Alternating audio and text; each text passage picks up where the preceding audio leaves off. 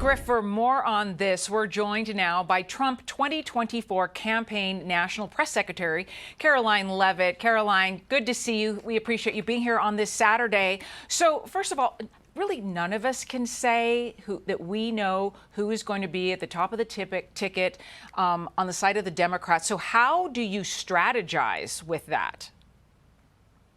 Well, the Democrats are certainly in disarray. There is no doubt about it. We are witnessing a silent coup against Joe Biden by members of his own party. Democrats across the political aisle on Capitol Hill are now coming out and saying that Joe Biden is not competent enough to run this campaign. So if he's not competent enough to campaign, then how is he competent enough to be commander-in-chief for another several months, even ahead of the election in November? That's a question we should be asking the Democrats. The American people see Joe Biden is unfit to serve as commander-in-chief. As for our campaign, it doesn't matter who's at the top of the ticket because it's Joe Biden and the Democrat Party who have embraced the disastrous policies that have hurt American families over the last 4 years, the wide open border invasion, the wars around this world, and of course the record high inflation that's robbing working class families in states like Michigan, where President Trump and Senator J.D. Vance will be campaigning in their first big rally together today.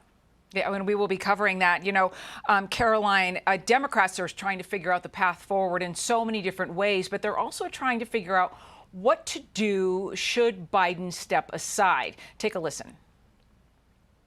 You can actually fashion the process that's already in place to make it a mini primary. There will have to be quick steps. I don't think we can do a coronation, but obviously the vice president would be the leading candidate. I think kind of a mini primary, whoever emerges, including Kamala Harris, would be a stronger candidate than if we tried to exclude a transparent public process.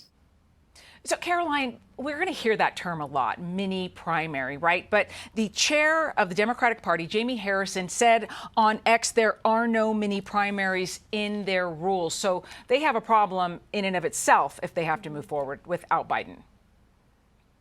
Absolutely. Look, we're just days away from the Democrat convention in Chicago, and they're having discussions about who can be their nominee. Not only that, they're also going to face many legal and financial problems. Biden has already sworn to more than 3,800 delegates on the ballot. There are tens of millions of dollars that would need to be transferred to another candidate. There's a lot of legal challenges that they will face if that is what they do. It's nearly impossible to get Joe Biden off of the ticket at this point. But again, that's a problem for the Democrats. We know that President Trump will beat any Democrat that's at the top of their ticket.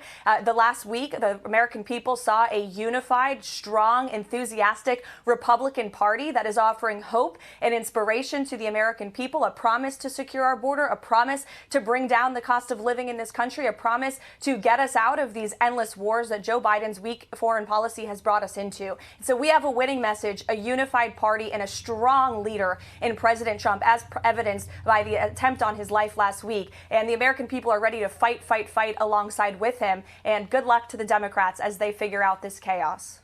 Well, Vice President